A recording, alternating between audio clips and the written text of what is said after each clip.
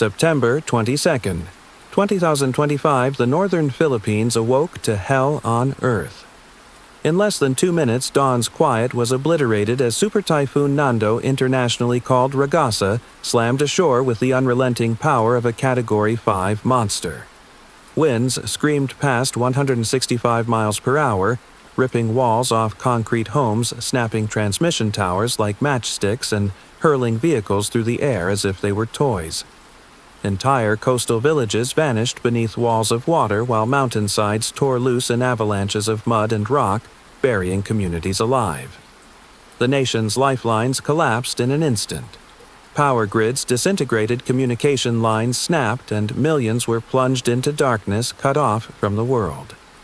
Nando's massive spiral stretched across hundreds of miles, its claws dragging torrential rains deep into Luzon, the Visayas, even Mindanao. Schools, airports, and government offices shut down. Families jammed into shelters as floods climbed past their waists in mere hours. And the terror didn't stop at the Philippines. Taiwan braced for torrents, Hong Kong warned of airport shutdowns, and southern China prepared for catastrophe. Meteorologists are already comparing Nando to America's deadliest hurricanes, Katrina, Harvey, Michael. The scars it leaves may not just last months, they could haunt an entire generation.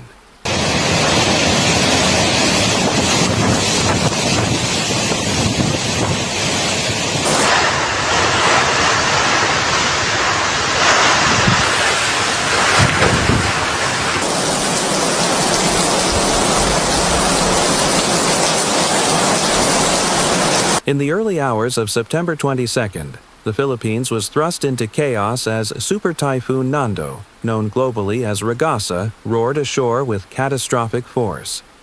The Babuyan Islands, a remote chain north of Luzon, were the first to feel the impact.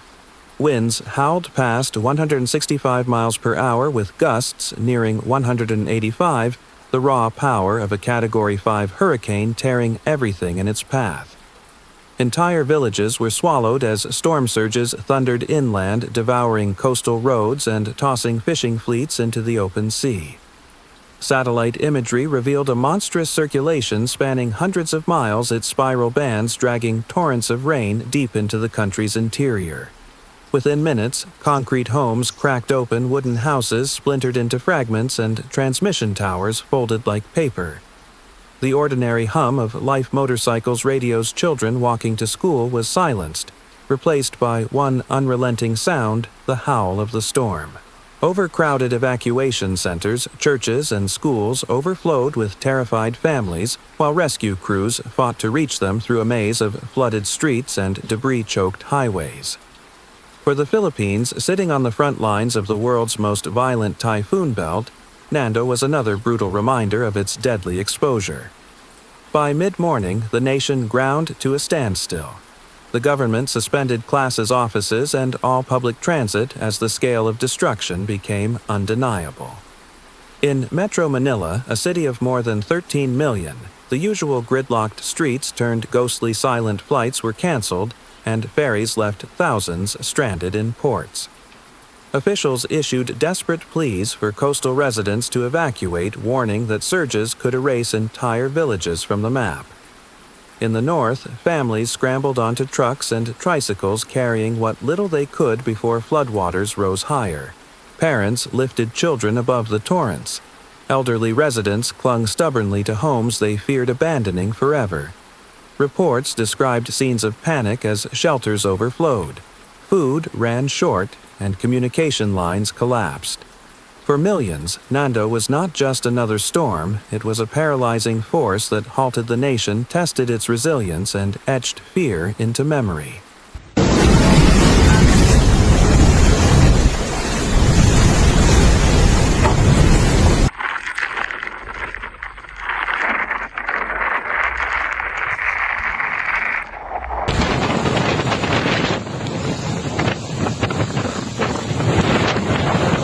As Super Typhoon Nando closed in on northern Luzon, the province of Cagayan absorbed its full wrath.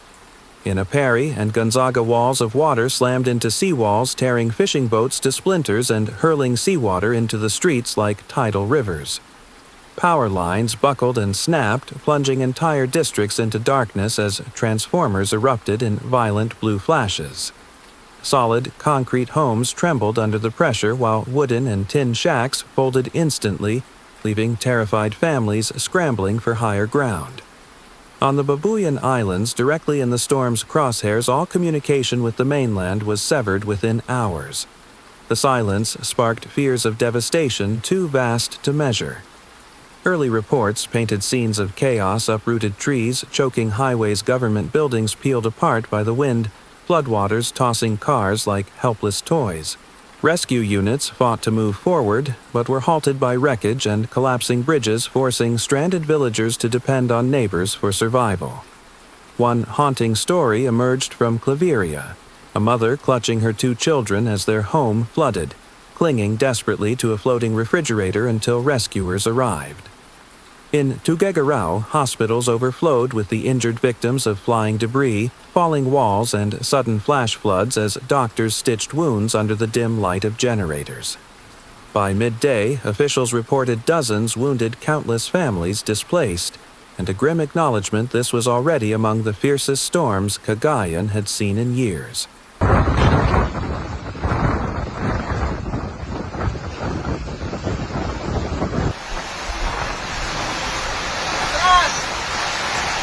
Grabe, ang dito na.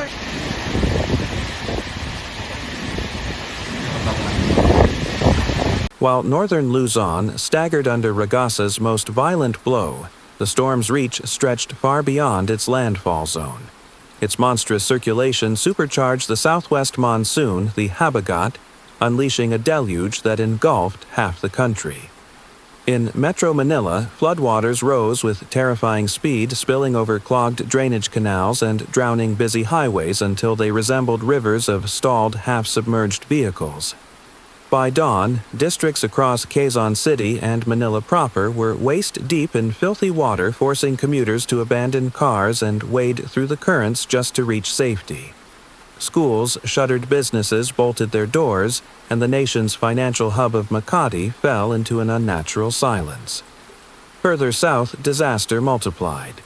In Cavite and Laguna, swollen creeks tore through neighborhoods, sweeping away livestock, furniture, and fragile homes built along riverbanks.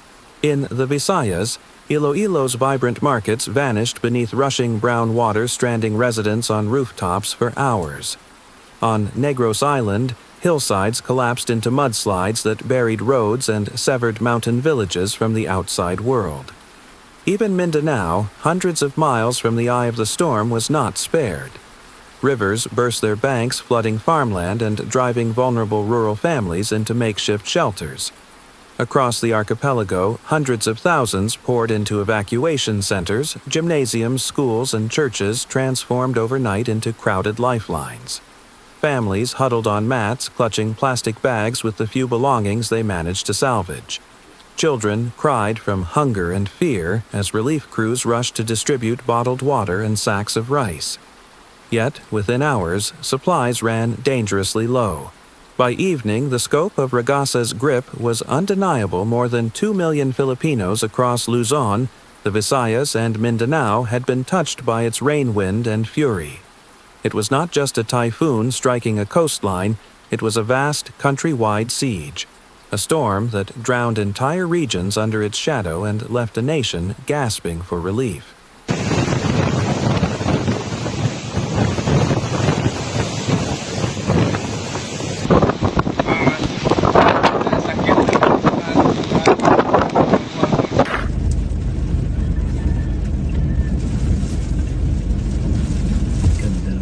As Ragasa's wrath ripped across Luzon, the nation's lifelines were pushed to their breaking point. The Philippine Red Cross and local disaster units unleashed thousands of volunteers into the flood zones, armed with rubber boat stretchers and first aid kits, fighting against walls of water to reach families trapped inside collapsing homes. In Cagayan, military helicopters circled low over submerged villages, lowering ropes to rooftops where children waved scraps of cloth in desperate pleas for rescue. Along the storm-lashed coast, Coast Guard vessels battled violent seas to save fishermen who had refused to abandon their boats. some plucked from waves just moments before being dragged under. In Metro Manila, police and firefighters linked arms to form human chains guiding residents through chest-deep torrents while neighbors lashed together bamboo poles and plastic barrels into makeshift rafts to carry the elderly and disabled to safety. Schools and gymnasiums became crowded sanctuaries overnight where exhausted families clutched food rations of rice and canned goods. But even there, supplies thinned within hours. Power outages blanketed towns in darkness, forcing families to huddle by candlelight as the storm shrieked overhead. With communications down, rescuers relied on scratchy handheld radios to coordinate missions. And yet, amid the chaos, courage flourished. A teacher in Isabela led dozens of children to higher ground seconds before a landslide crushed their classroom. A farmer in Ilocos harnessed his carabao to drag neighbors across a raging river. In Pampanga, volunteers worked without rest for more than 24 hours handing out food packs to the stranded. Across the Philippines, the storm revealed not just destruction, but resilience. In the face of one of the most powerful typhoons in living memory communities, proved that even nature's fury could not shatter their will to stand together.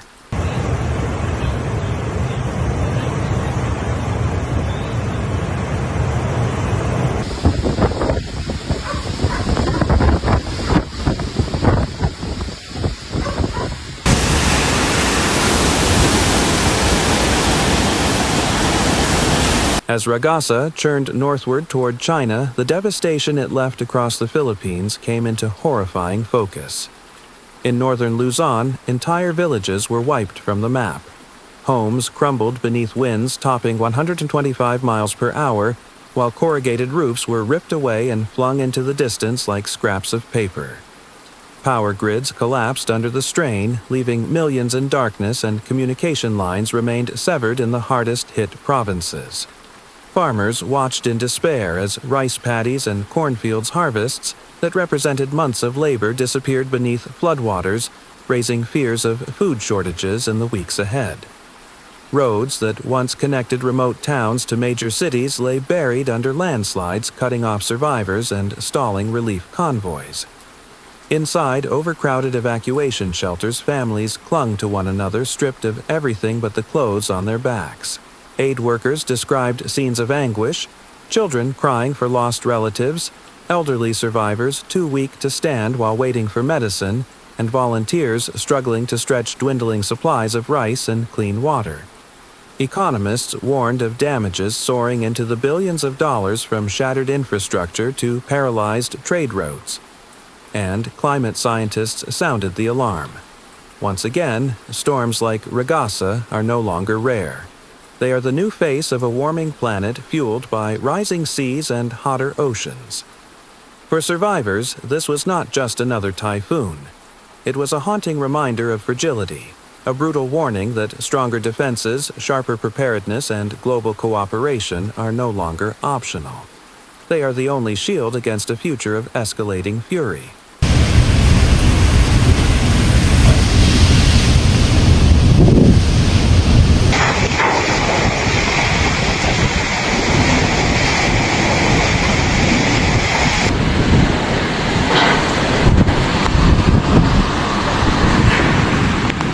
Super Typhoon.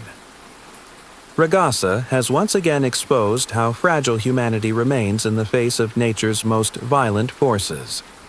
From the drowned villages of Northern Luzon to the battered coastlines of Taiwan, thousands of families are left with nothing but ruins, rebuilding their lives from the ground up.